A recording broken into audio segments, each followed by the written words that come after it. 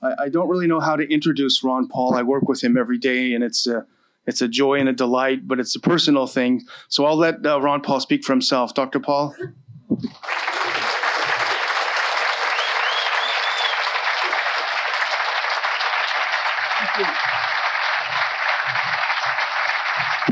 Thank you. Thank you very much.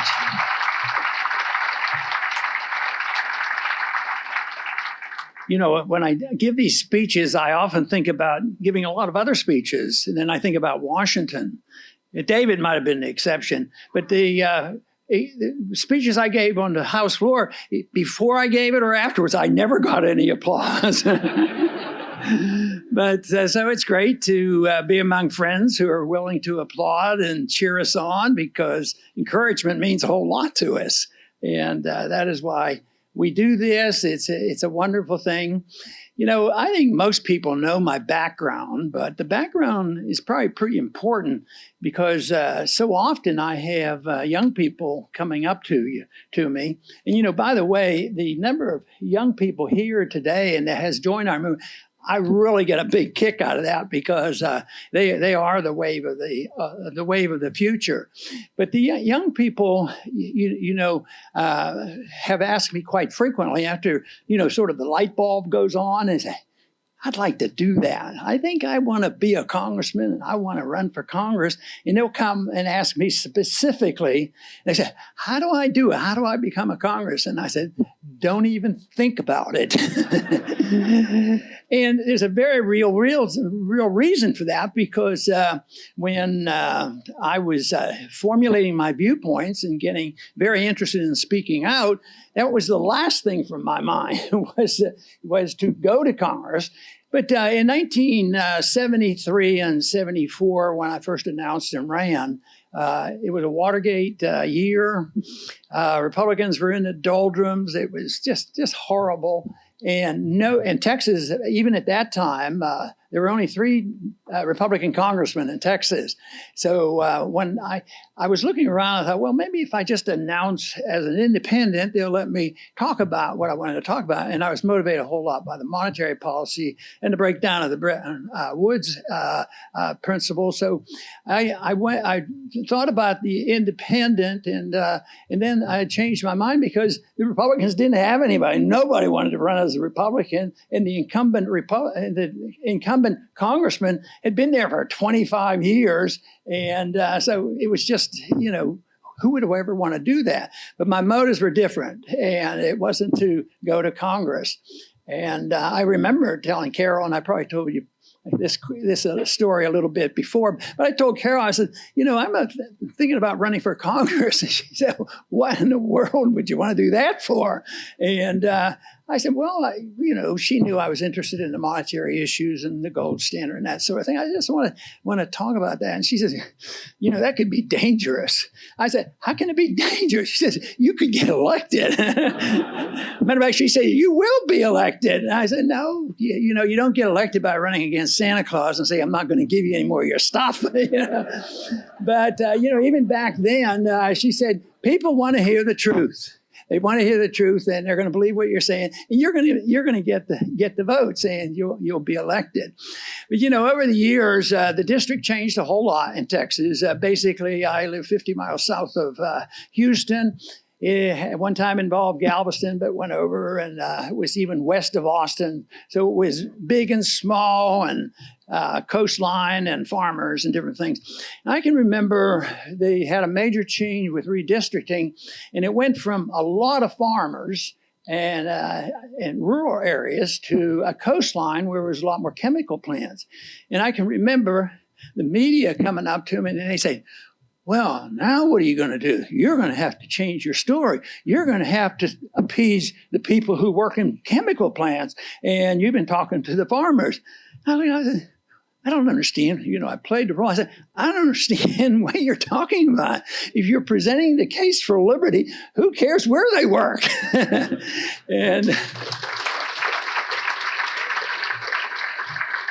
And you know, I think that is the case. We tend to put people in groups. One thing that I've found over the years, especially running for office, and I hear it every time, and it's impossible to ignore this, but because of the reality of it all. But I don't like putting people into groups. You know, what group do you belong to? Oh, you know, I'm a Hispanic American. I'm a Cuban American. I'm a Black American. I'm a white American. I'm an Asian American. And all of a sudden they think, you're a part of a group. And I think it just totally destroys, you know, the whole principle of individualism.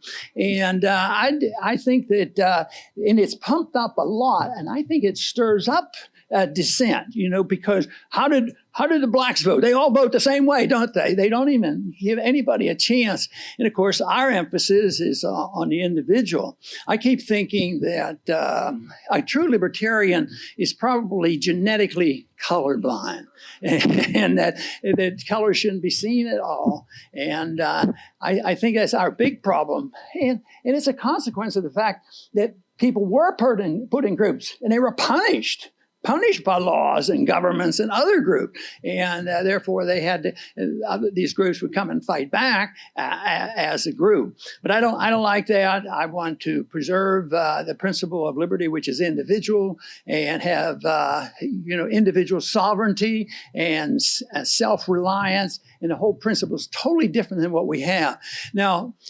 I think this is a natural consequence of the fact that government's too big, and they're collecting too much money, they're printing too much money, and they're passing out the loot, and so people start lobbying for it. You know, there's a lot of talk, and it's all legitimate, of the corruption in the political action committees, the PACs, and all the money that goes into campaigning. And I'll have people come to me, we want you to support this bill to really curtail the way these PACs operate and the people who donate money. Now, if you have a free society, you don't have to worry about that, because government wouldn't be passing anything out. And besides, if you believe in the First Amendment, you don't believe that petitioning Congress should ever be regulated. And I think that whole problem is a symptom of a problem. And the problem is big government serving special interests. And therefore, the answer is always regulate them. We'll create problems, but then we'll regulate. It's somewhat like what happens with the Federal Reserve. You know, the Federal Reserve gets involved in monetary policy and destroying the pricing structure, especially of money. And then it invites regulations. There's maldistribution, and there's weak economies, there recessions and inflations. And we just have to regulate it and solve the problem, instead of saying, well, the problem is the Federal Reserve. So the solution is very easy. Get rid of the Federal Reserve.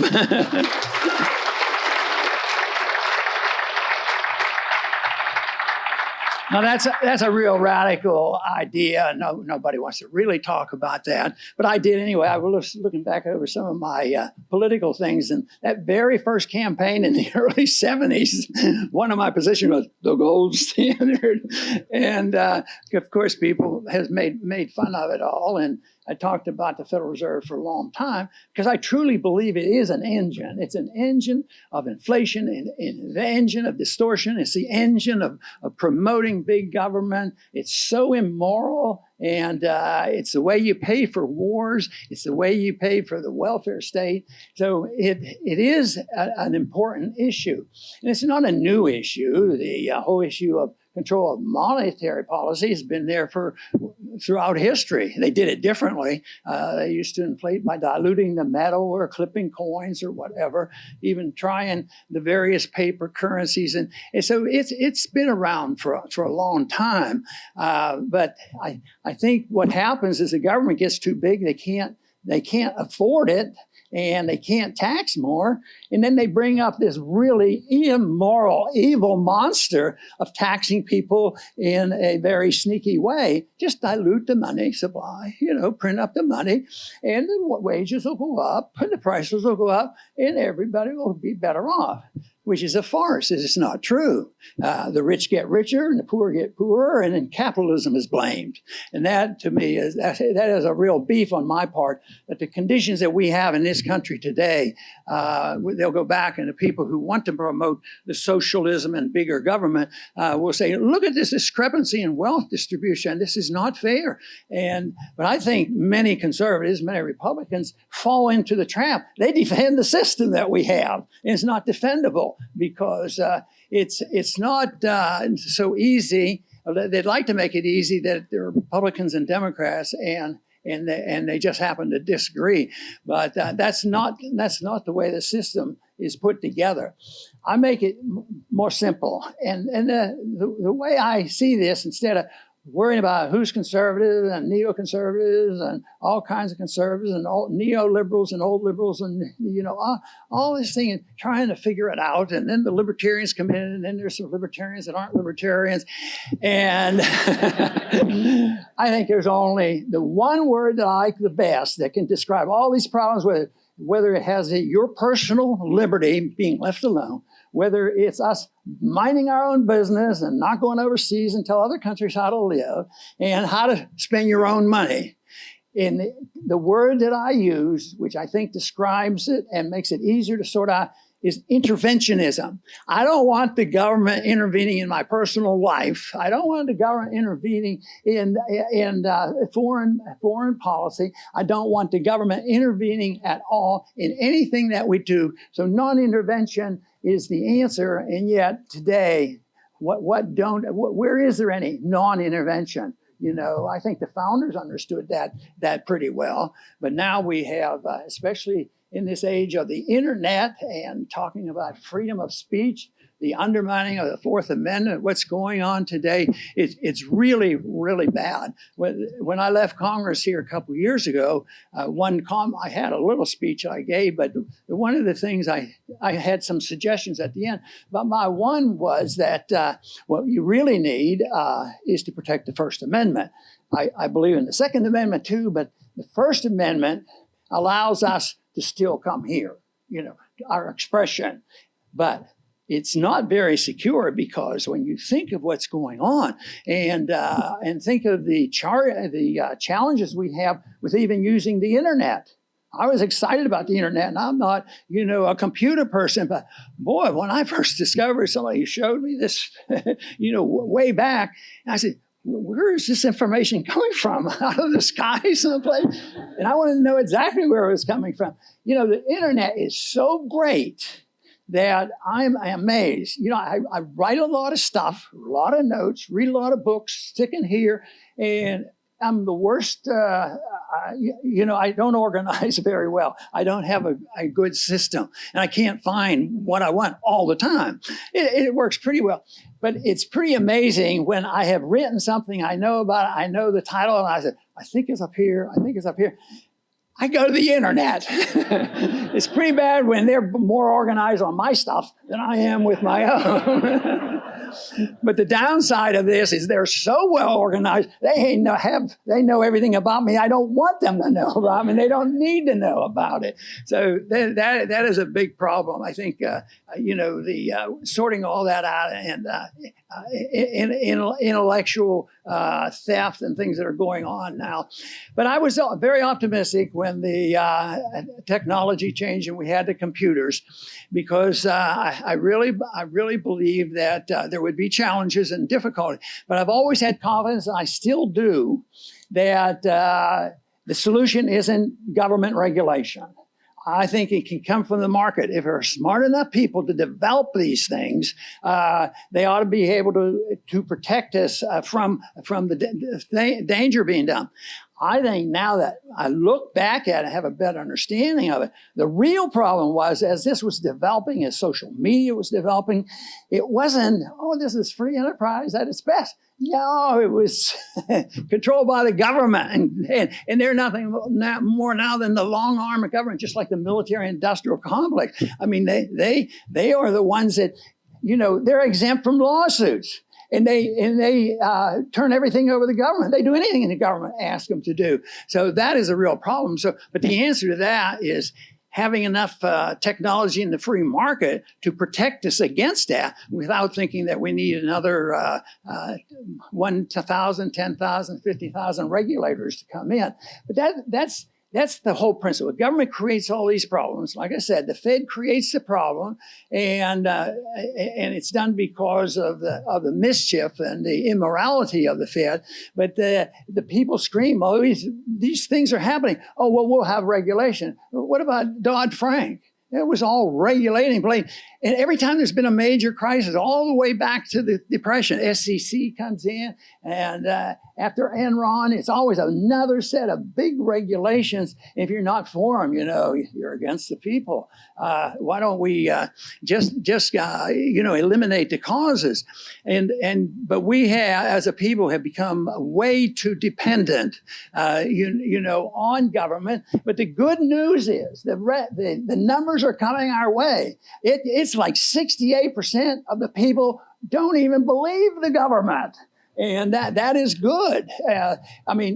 Daily basis. It's not only about the wars. They lie us into the wars, but they also lie about economic statistics. What was the report this week?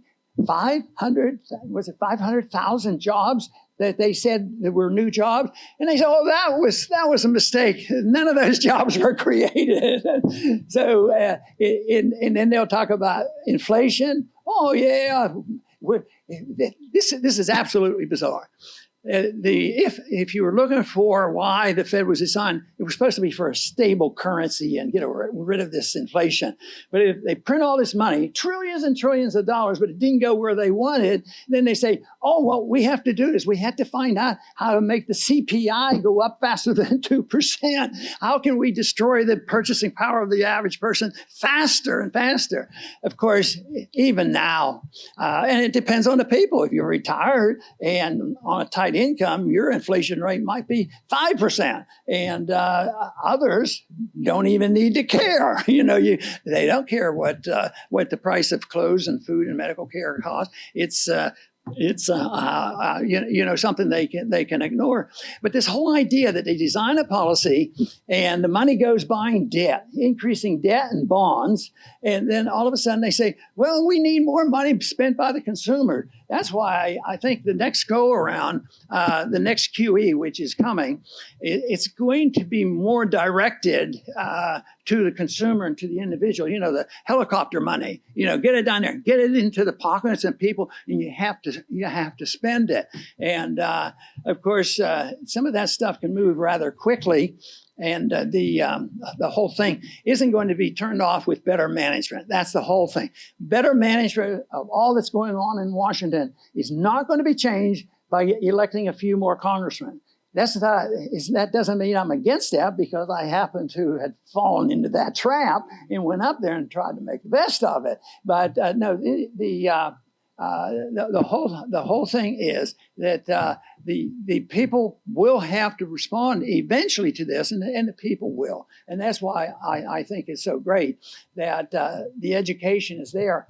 But when in the 70s, when I went up there and talked about the Federal Reserve, their eyes glazed over, and everybody thought you needed a Federal Reserve. What do you want to audit the Federal Reserve? And on and on. It's different now. I think that when we read stuff like David Stockman and others, that when this bus comes, I don't think the Fed's going to get a free ride. And I think this is going to be more than just the Fed not getting a free ride. I don't think interventionism is going to get a free ride. I don't think our foreign policy is going to get a free ride, because this thing is going to come down and our empire is going to end. They all end. And sometimes they end quickly. Like most of the time, they end quickly. How about, even our sharp downturn? Salomon Brothers were rather a sudden event that caused a lot of trouble, that we're still not out of it. So there will be a cataclysmic event economically that's going to bring this down, and we will bring our troops home. They're coming home. And I think the other thing that's been talked about is what is this going to do with our position in the world? And fortunately, the reason the empire goes is that we won't be believable. We won't have the money, and all the enemies that we have made. How can they be friendly to us? Because we have this foreign policy. It's magic. We march into a country and say, well, we like your country. We like your oil. And what we want you to do is A, B, C, and we'll give you a lot of money. We'll, give you foreign aid and all this stuff. But if you don't, we're going to give you a lot of bombs. We're going to bomb you. And they usually capitulate and say, well, I don't think bombing is a good idea. So they capitulate and go with the numbers. And that's why we're in 180 countries and we continue to be. But I think it's going to end. And I, in spite of all these problems, I'm still on the side of optimism because I think technology is fantastic. And for some reason, I have a lot of confidence in young people. And I'm delighted to see young people at our conference, and we believe when I left Congress that our, the Institute will not appeal to the young people. But I was convinced there was something else true about it because of my experience running for Congress and going to the campuses. And I thought this issue isn't a conservative issue, obviously. And if you can find a good progressive, you can have this, the coalition coming together. And I think of an audience like this because I've just talked to a lot of people and your backgrounds aren't the same. They're different. Some were liberals, some were socialists, some were conservatives, libertarians, and people come together. But to me, not only do we come together because we know we're sick and tired of wars and they're not part of our history, it's not part of our Constitution, but just think of the mess we have. And you say, well, how are we going to have assimilation and diversity and everybody get this and sort of that? We need a lot of good management for this.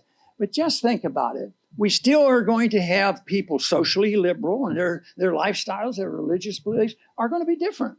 And if you think you're going to change it, you're not. And there's going to be people who, spend their money differently. Some people might even go out and gamble and stuff like that and play cards and, waste their money and do things. And they will have different reasons. Other people will want their freedom for other things. And most people think it's a good idea to spend your own money. Even the college kids that were considered radical leftists, I got loud cheers when I said, I think you have the right to go out and earn your money. You have the right to keep it. You have a right to spend it any way you want. And they usually knew that when I talked about lifestyles, I never said it, but they knew exactly what I was talking about with the tolerance of a lifestyle. As long as you don't hurt somebody else, what you eat, drink, and smoke, that's your business. And I used to get a big kick out of it because I'd go through that litany and then I would say, and I even believe you have the right to drink raw milk if you want to. Now, I thought that, how'd that get out of my head? So there was applause. And as the years went on, it got louder and louder. But you all know about the principle is so perfect. Why aren't we allowed to drink raw milk? The government has to tell us. And I was raised, my parents had a small dairy. It was a retail dairy, but it was sort of out in the country. And we gathered up the milk from the farmers, but we didn't drink raw milk. And my dad strongly believed in pasteurization. I often wondered, what would he think if I'm out there promoting raw milk?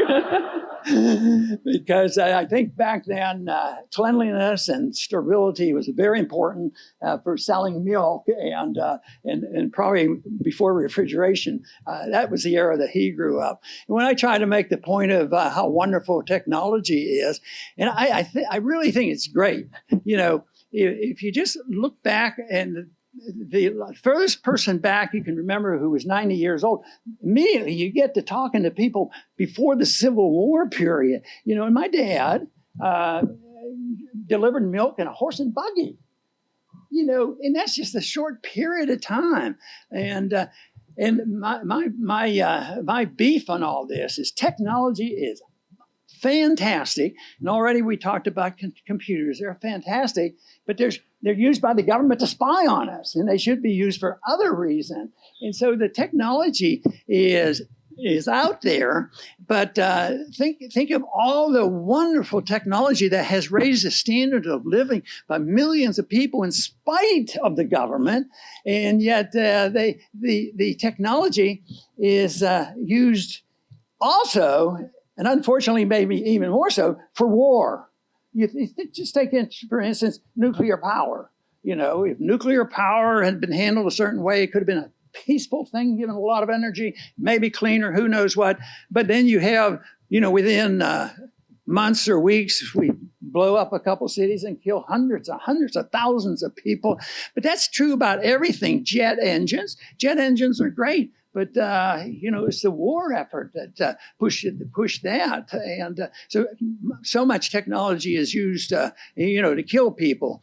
Where we lack advancement is the social advancement, getting along with people. You think if the human race is improving, and in many ways we are, that we would you know, be able to have less wars. So I still believe in that. I don't know what the results will be, but I think there is a natural instinct for people to prefer peace over war. And I found that to be the case with the young people because I talked a whole lot about you know, interventionist war and the war position and the Constitution, and that's where, you know, visibly, that's where I saw more of the support. We had large crowds and large people, and still today that I see people who have started their own organizations, and this whole idea that somebody started an organization, they have so many people, and I keep thinking, well, you know, in some ways I see that as enhancing the remnant. There's always a remnant, you know, a spiritual remnant and economic remnant. There's retention, no matter how bad it is. So the Soviet system, when it collapsed, Russia didn't have to go to the scratch completely, that there is a remnant of people who remember and do things. And that's why I think that it's exciting to see the young people coming in this direction. And one of I think it was our biggest turnout was at Berkeley, and that made me feel good because there were, you know, you talk about the violence on the campuses now, and I guess back then, 10 years ago, maybe life was different, maybe it was more vicious, but you know, they had that. Banking, Wall Street movement, or things going on, and then occasionally show up. But really, the issue of liberty and saying that liberty is for everybody, use it any way you want to. One rule: don't hurt anybody. That's breaking the rules. And what are the rules? Well, the one rule has 4 things: no lying, cheating, stealing, or killing. Oh my goodness! You really want to restrict the government, don't you? Yes, we do. And as time went on, a lot of people said, why didn't you join the gang after being up there? Actually, the opposite has happened. I was much more tolerant of the existence of government, you know, before. Now, I think the government is the real culprit. I really do. But it's the dependency on it. It's the people. It's the educational system. In those same crowds, you know, that came out to hear me on campuses, it was still the government student loan programs that existed. It's all out there. But that all is going to end with the bankruptcy. The bankruptcy is working its way through. And that's what, you know, the Fed was created in 1913. It financed World War I. And then we had to have some correction, and we had the Depression, and that was the time that they were moving along quickly. They said the American people are too stupid, and we're going to take their gold in, you know. So they confiscate gold. So it was on and on. So that was a declaration of a bankruptcy. They wanted to just print. But then again, they held out and said, well, we can't overdo this. We better at least pay off the foreigners that hold dollars. And we promise that $35 an ounce, we'll give them an ounce of gold. And they started doing this. And the one person that did it the most was de Gaulle. And boy, the American people disliked de Gaulle because he wanted the promise paid for. But no, we went ahead August 15th, 1971. Get out of our way. We're closing the window. We're putting on wage and price controls, putting on tariffs, and all the mess. And that was another declaration of bankruptcy. So the theme that I really pursue now in my own mind in my writing is that the country is bankrupt. It's literally bankrupt. And financially, I think that case is easily made, when you talk about the trillions and trillions of dollars, and then you talk about the trillions and trillions of dollars of creating new money, not going into GDP or growth. It really isn't. That creation and duplicating monetary units has nothing to do with increasing wealth in a country. So that is what they do. It's distortion. It's a source of problem, and that is a bankruptcy. And most people are starting to realize it, even though this administration hasn't quite caught on yet. The spending continues. In Washington, the deal is between two groups. You get rid of those two groups, you'll be okay. It's the Republicans and the Democrats, conservatives and liberals. It happened all the time I was back there. It used to be, Tip O'Neill and a Republican getting together. And then it was Pelosi. Now it's and Boehner. Now it's Pelosi and Trump making these deals, and they get together. There's no two-party system. The philosophy is bankrupt. The people are bankrupt, and they're all in this game of deception together. Because if you look at it, is there a real anti-war segment from the progressive Democrats? It doesn't exist. They're total hypocrites. They don't believe in that. So there's no anti-war, but certainly not in the Republican Party. How about the Fed? Who's leading? Which party really leads the charge? Now, we had some sex with the Campaign for Liberty, our lobbying organization. We worked real hard to get people to know about the Fed as symbolic, to audit the Fed. And we passed it twice in the House of Representatives, and all the Republicans supported it. Not because they cared a hoot about me, but we didn't, it wasn't that they listened to my speech, but we went to the people, and the people went to the congressman. So the system, in a way, worked by changing people's ideas, because otherwise, they say, Ron, what you need to do is be a little quieter. After time, you can be the chairman of the committee, and you get all these things through. You're nuts. That's not going to work. So they do this, and the people realize this, and I think they're recognizing the bankruptcies here. But the other half of the bankruptcy that I talk about more so now, because it is important, and it's been mentioned in this conference today, and that is the moral bankruptcy.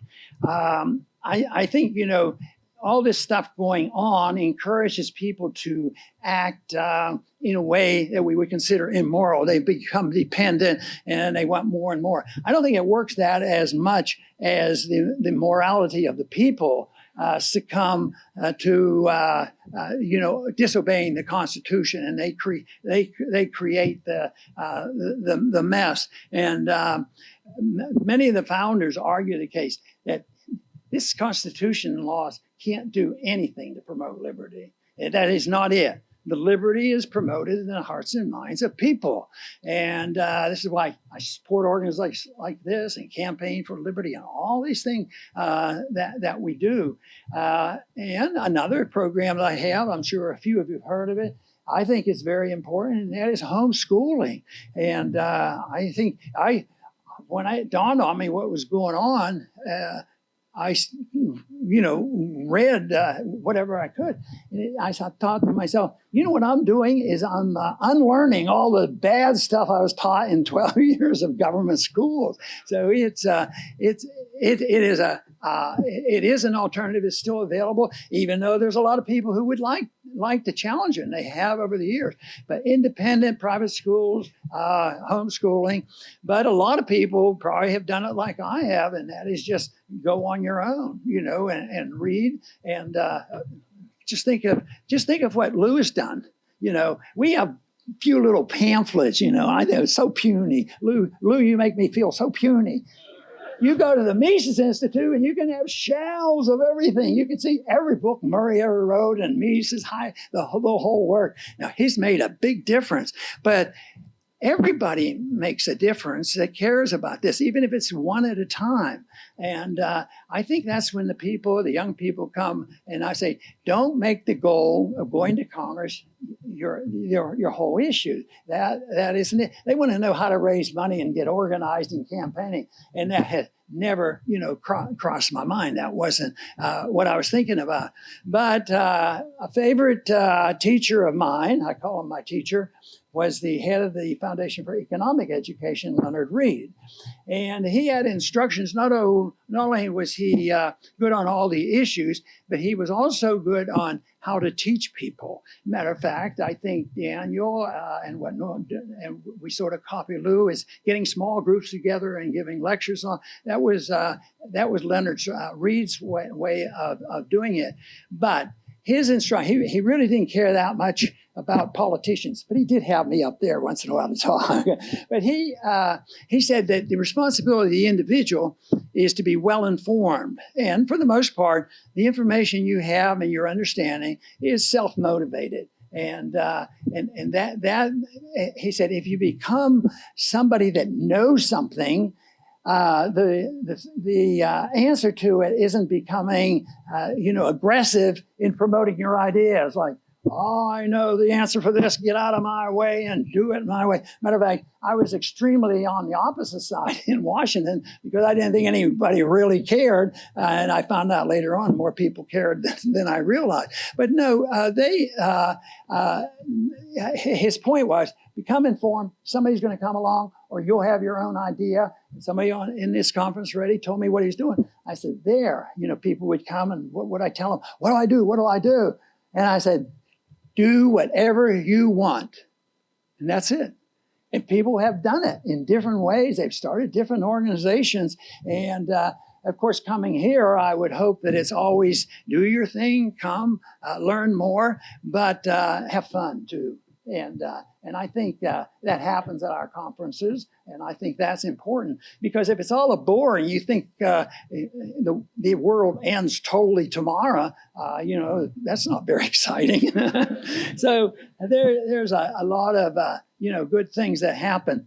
But I do think the moral crisis is here. The founders warned us about it, that if you don't have a moral society and manners, they called it, you can't. The Constitution doesn't mean anything.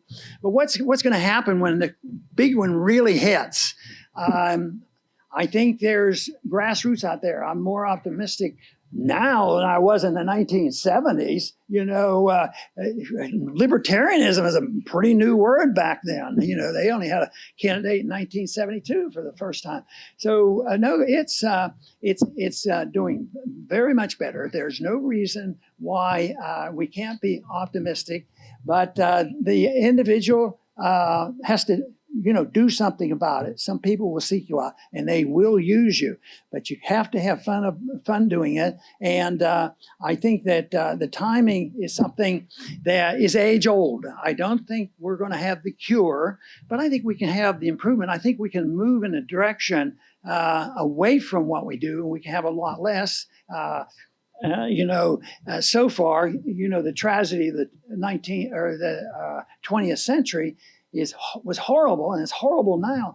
But we're not dropping nuclear weapons, and we don't have the tanks rolling, but we have people spying on us. So it's a different battle that's going on.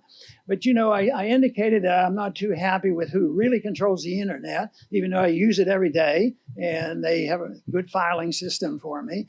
I've also been fascinated with this talk about, and the articles that came out with the Quincy Institute. That to me is pretty fascinating, because, there were times when I'd want to understand Soros a little bit more, and I'd go back and read what he believed in and his statement. I said, it doesn't sound that bad. I know what he's doing didn't sound very good, but some of the principles, I thought, well, that doesn't sound too bad. And of course, Charles Koch, somebody I've known, and he makes statements. Occasionally, they're pretty libertarian, but I think of the two of them as not exactly the answer. But now they're coming together, and I like coalitions, because I like to work with people like Ralph Nader and the different congressmen, Dennis Kucinich, bring people back. They're over here and try to bring them together with the issue of individual liberty. And I think it's conceivable. But this is something that can be done, and we should encourage, bringing people together. And that's why I really am optimistic about the positiveness of the ideas of liberty, because it's not divisive. You don't come out and say, well, all right, I have this plan. I know how we're going to get all the races to come together. There will be no racism, and we're going to have a wonderful world. No, you just teach people about why you don't want to be killed and you're not going to kill anybody else. Just bring that out together.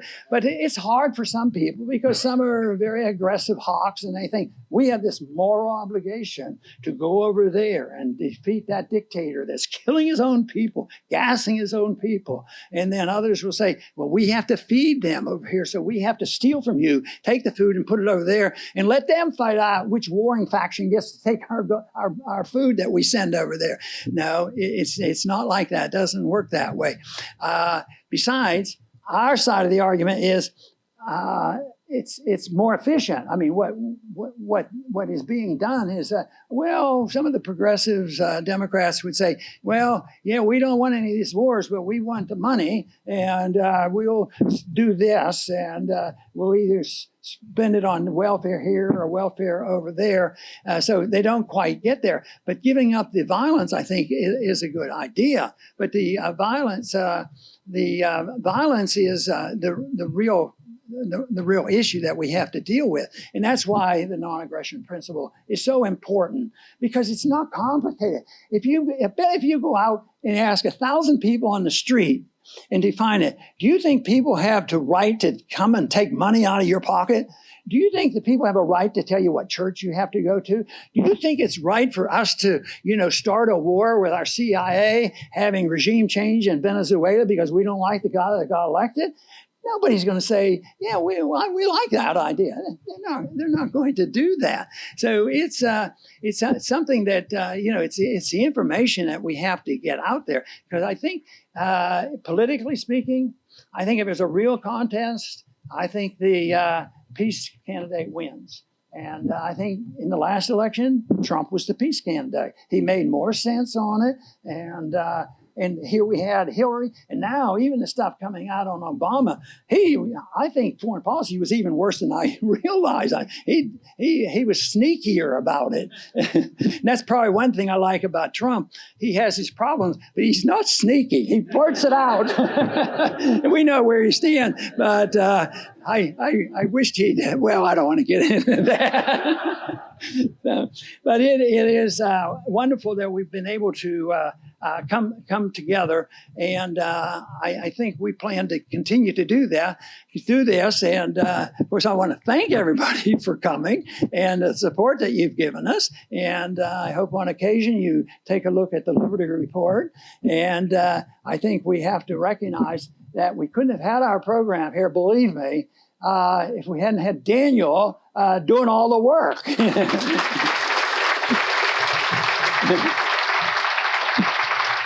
Of course, that's not quite fair. He already recognized the fact that he has enslaved his family to do their work.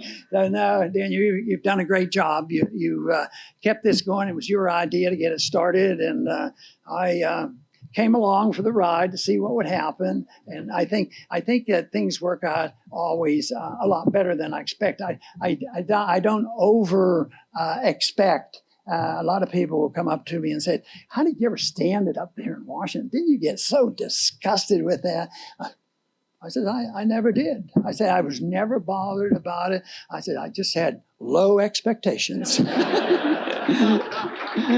I did well. And I think there is more hatred and all that mess up in Washington. It's probably worse even in this short period of time. But I didn't experience it, because I think I guarded myself against it. I had no political instincts of saying, you Republicans did this, you Democrats did this, and argue back and forth. To me, it was always about the ideas. and it became neutral more or less. And I was always looking for an opening. And some people would come and they'd sit down and ask me, why did you vote this way? You're the only ones doing this. And I'll finish with one story about those lonely votes, and that had to do with the gold coin votes. I imagine some of you heard of. The Congress would come up with a $30,000 gold coin to honor somebody. And they were very good, nice people. I think it was, various religious leaders and all. Mother Teresa got one, Father O'Connor got one, Cardinal O'Connor. Well, anyway, it came up, and I voted against all of them. I said, well, I can't read it. Article 1, Section 8. Where does it say that we can tax the people and get this coin and give them this honor? And one time I played the Davy Crockett story. I went down on the floor and I said, all right, you guys want to give the Cardinal a gold coin. I said, I'll put $100 down and I'll contribute it. Nobody volunteered to pay it. And it's when they take your money, then they can do all these good things. But that was a lonely vote. And by the time I got back to the office, the staff, they usually don't get too excited. They were pretty excited this time. And the person doing the press came out and said, oh, we're getting calls in the New York Times is really want to know, why did you do this? Is he anti-Catholic or what's going on? And the staffer said, he says, I just told him that you vote against all those things on principle. And the people in the New York Times, oh, okay. What good are you if you're voting on principle? So, no, it was, a lot of fun doing it that way. But a few people would come up and they would change their votes after a while. I felt good and badly about losing Walter Jones, who was on our board and all. But Walter Jones was really, really hawkish, in the war. And he changed his mind on that and gave me some credit for it. But people will change. Most people in Washington, you might not want to believe this, most people I've ever met, if I add up all the people in Washington, the people I've met in the military, the people I met in my schools, in my medical practice, everybody was pretty nice.